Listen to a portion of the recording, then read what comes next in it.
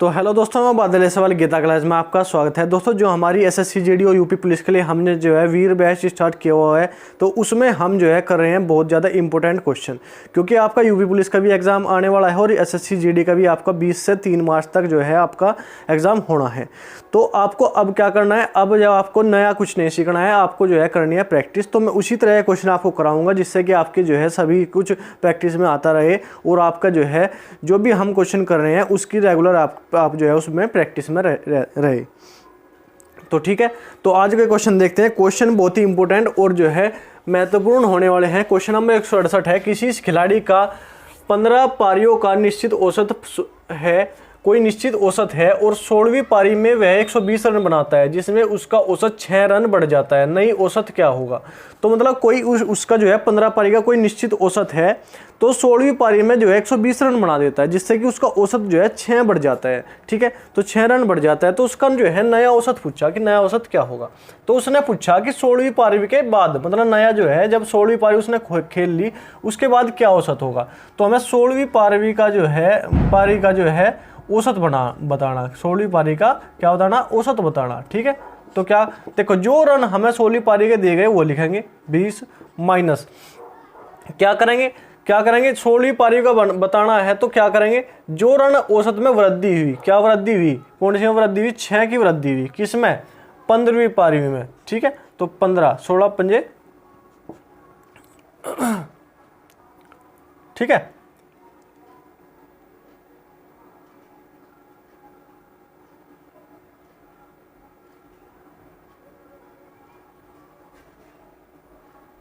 तो क्या हो जाएगा, 120 माइनस क्या हो जाएगा, 120 माइनस 16 छिकम 15 छिकम 90, 15 छिका 90, तो क्या हो जाएगा हमारा, ये आ जाएगा हमारा 30। तो 16वीं पारी के बाद का जो हमारा औसत है वो क्या आ जाएगा, हमारे पास 30 आ जाएगा। ठीक है, तो सिंपल हमें क्या करना है, अगर 16वीं पारी के बाद का हमें औसत निकालना, तो इसमें जो है जो वृद्धि है उसमें 15 की गुणा करेंगे 15वीं पारी की। अगर 15वीं पारी की हमें औसत निकालना है तो हमें क्या करना, इसमें 16वीं पारी की जो है औसत में जो हमारी वृद्धि हुई उसमें जो है 16वीं पारी का गुणा कर देंगे। ठीक है, तो हमारा जो है क्या आ जाएगा, 16वीं पारी का औसत आ जाएगा, मतलब 16 पारियों का औसत जो है हमारा क्या आ जाएगा, ये 30 आ जाएगा। ठीक है, अब उसके बाद क्वेश्चन नंबर 169 है हमारा, एक दुकानदार ने 2 वस्तुएं बेची, पहली वस्तुओं का विक्रय मूल्य दूसरी वस्तु के विक्रय मूल्य के बराबर है। यदि उसने पहली वस्तु 25% लाभ पर बेची हो और दूसरी वस्तु 12% हानि पर बेची हो, तो कुल लाभ तथा हानि प्रतिशत क्या होगा।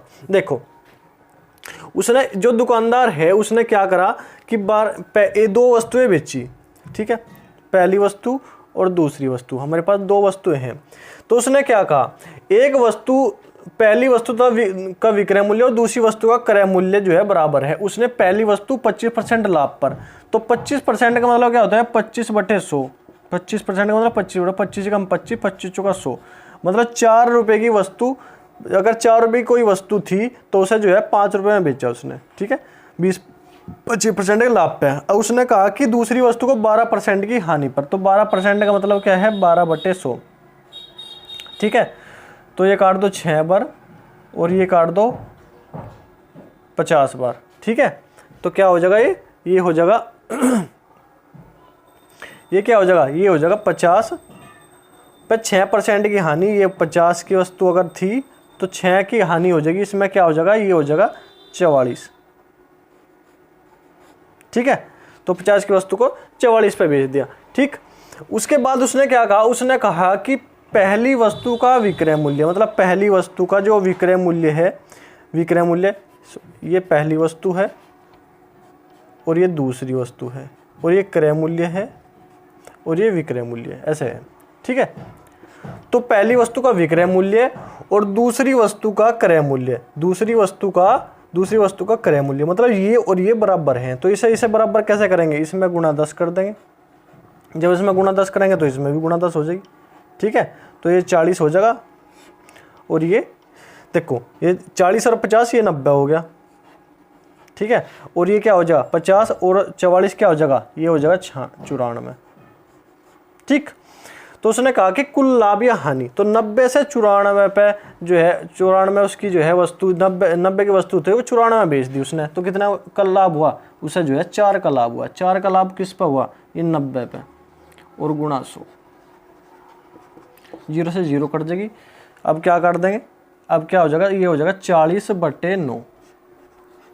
तो 9 चौक 36, 9 चौक 36, 36 और 4 40, 4/9, 9 से 4/9% का उसे क्या हो जाएगा, ये लाभ हो जाएगा। ठीक है, तो उसे जो है 4/9% का क्या हो जाएगा, लाभ हो जाएगा। ठीक, उसके बाद क्वेश्चन नंबर 170 है हमारा, विनय एक वस्तु को 20% लाभ पर बेचता है। यदि वह लागत मूल्य और विक्रय मूल्य दोनों में 20 की कमी कर देता है तो लाभ 40% हो जाता है। प्रारंभिक लाभ की लागत मूल्य क्या है, प्रारंभिक लागत मूल्य। अब देखो 20% का मतलब क्या है, 20% का मतलब है कि 20/100 मतलब 20 पंजे 100, 1/5। और 40% का मतलब क्या है कि 40/100 मतलब 2/5। ठीक है, तो ये हमारे पास उसने जो है एक वस्तु पर उसने क्या करा, क्रय मूल्य और विक्रय मूल्य, इसी पर हम लिखेंगे क्रय मूल्य। तो पहली वस्तु का क्या है, क्रय मूल्य 5 है, तो उस पर 20% का उसने लाभ कमाया, तो कितने में बेचेगा, 6 में। दूसरी वस्तु का क्या है, 5 की वस्तु है, 40% का लाभ कमाया, तो उस पर क्या कितने बेचेगा, 7 में। ठीक है, तो उसने कहा कि इसमें भी 20 की कमी कर दी और इसमें भी 20 की कमी कर दी। ठीक है, तो ये किसके बराबर होता है, ये होता है इनके अंतर के बराबर, इनके अंतर के बराबर। ठीक है, इन दोनों का इनका अंतर इनके अंतर के बराबर होता है। तो क्या हो गया, 5 7 35 और 6 पंजे 30, तो 5 भाग किसके बराबर हो जाएंगे, 5 भाग बराबर किसके हो जाएंगे, 20 7 140 और 20 पंजे 100, तो क्या हो जाएगा 140 100 माइनस 140। ठीक है, ऐसा हो जाएगा। तो 5 भाग किसके बराबर हो जाएंगे, 5 भाग बराबर किसके हो जाएंगे, 100 माइनस प्लस 140, तो किसके बराबर हो जाएगा, 40 के। उसने पूछा था, क्या पूछा था, प्रारंभिक लागत मूल्य क्या था, प्रारंभिक लागत कितने भाग थी, 5 भाग, तो 5 भाग का ही मान आ गया, तो कितनी थी, 40। तो ये हमारा जो है सिंपल आंसर हो जाएगा। ठीक है, तो आप इसे नोट करो, फिर नेक्स्ट क्वेश्चन देखते हैं। अब क्वेश्चन नंबर 171 है हमारे पास, 12,000 की धनराशि पर 15% वार्षिक दर से 2/3 वर्ष का चक्रवृद्धि ब्याज ज्ञात करें। देखो डायरेक्ट हमारा चक्रवृद्धि ब्याज हो 2 साल का 3 साल का, तो हम जो है डायरेक्ट निकाल सकते हैं, लेकिन ये 2/3 वर्ष जो आ जाता है ना, दिमाग खराब कर देता है। तो ठीक है, तो इसके मैं 2 तरीके आपको बताऊंगा। क्या है, देखो 12,000 रुपये पर जो है हमें ब्याज निकालना है। ठीक है, क्या 15% की दर से। ठीक है, तो 15% की दर से अगर जो है 15% का मतलब है कि 100 रुपये व 15 का ब्याज, तो कितने में, अगर 100 रुपये व 15 का ब्याज है तो कितना हो जाएगा, 115 गुणा 115/100 गुणा 115/100। 2 बार क्यों लिखा, क्योंकि 2/3 है। अब 2 वर्ष के लिए तो हमने लिख लिया, अब 2/3 वर्ष के लिखना कितना वो दर लगेगी, तो 15 गुणा 2/3, तो क्या है 3 पंजे 15, 5 दूनी 10, तो 10% की दर लगेगी इसके लिए। ठीक है, तो इसमें क्या हो जाएगा 110, 100 में 10% की वृद्धि होगी तो कितना हो जाएगा 110/100। ठीक है, तो काट दो, 3 जीरो से हमारी 3 जीरो कट जाएगी, 1 जीरो से ये 1 जीरो कट जाएगी। अब देखो इसे काट दो, 5 दूनी 10, 5 तिया 15 और 5 से 20 बार।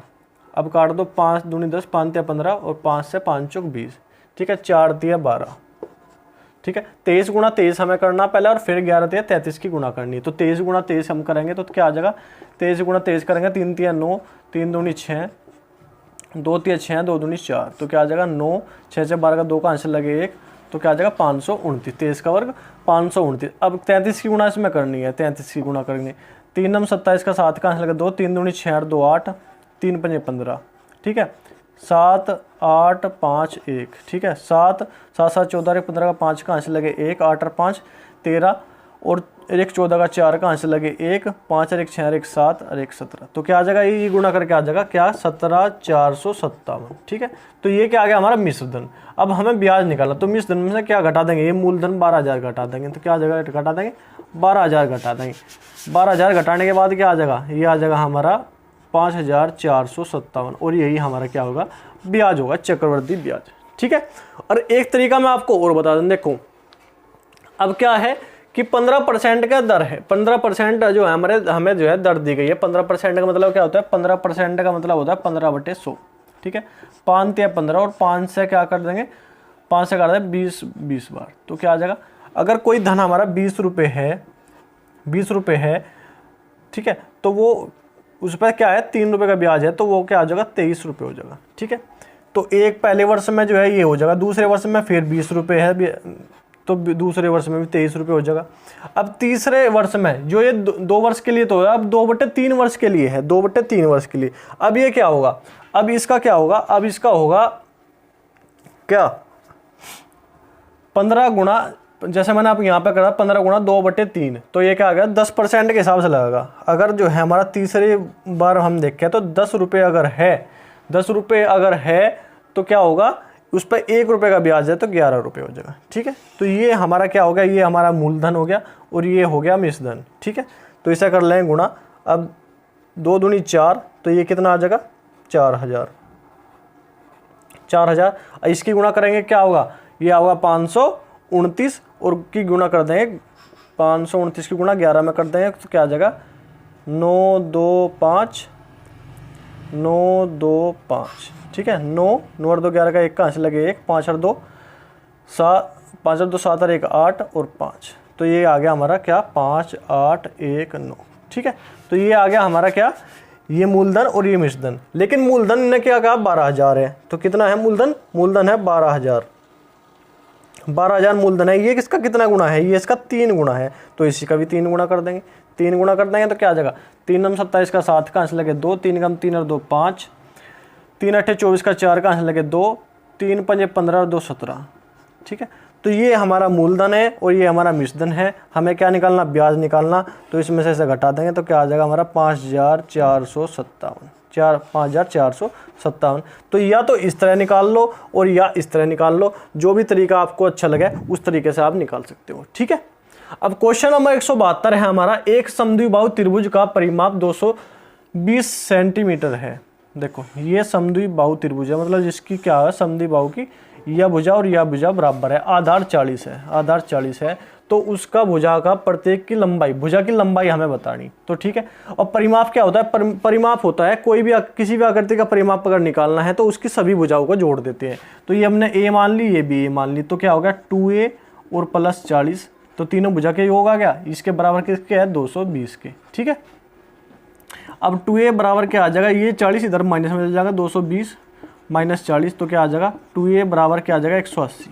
ठीक है, तो a बराबर क्या आ जाएगा 180/2, तो क्या आ जाएगा 90 सेंटीमीटर, 90 सेंटीमीटर। तो 90 सेंटीमीटर इसका हमारा जो है आंसर आ जाएगा। और यही आज के हमारे क्वेश्चन थे। क्वेश्चन बहुत ही इंपॉर्टेंट है। देखो जो ब्याज वाला क्वेश्चन है इसको आप जो है कर लेना जरूर आप, क्योंकि ये ऐसे क्वेश्चन बहुत ज़्यादा पूछे जाने लगे हैं। अब डायरेक्ट जो है 2 साल 3 साल का जो है हमसे ब्याज नहीं पूछता, हमसे 2 सही 2/3, 2 सही 5/4, तो इस तरह जो है हमसे जो है ब्याज पूछने लगा, चक्रवृद्धि हो या साधारण हो, इसी तरह हमसे जो है पूछ लगा, क्योंकि इसमें जो है समय लगता है और समय जो है उसमें एग्जामिनर का ये होता है कि समय ज़्यादा से ज़्यादा लगना चाहिए, जिससे कि कम से कम जो है क्वेश्चन अटेम्प्ट कर पावे बच्चे। ठीक है, तो आज के लिए इतना ही है। अगर क्वेश्चन आपको समझ में आया, डिस्कशन आपको अच्छा लगा, पढ़ाने का तरीका आपको अच्छा लगा, तो वीडियो को लाइक करो, सब्सक्राइब करो और कमेंट करके बताओ वीडियो आपको कैसे लगी। तो ठीक है, आज के लिए इतना ही।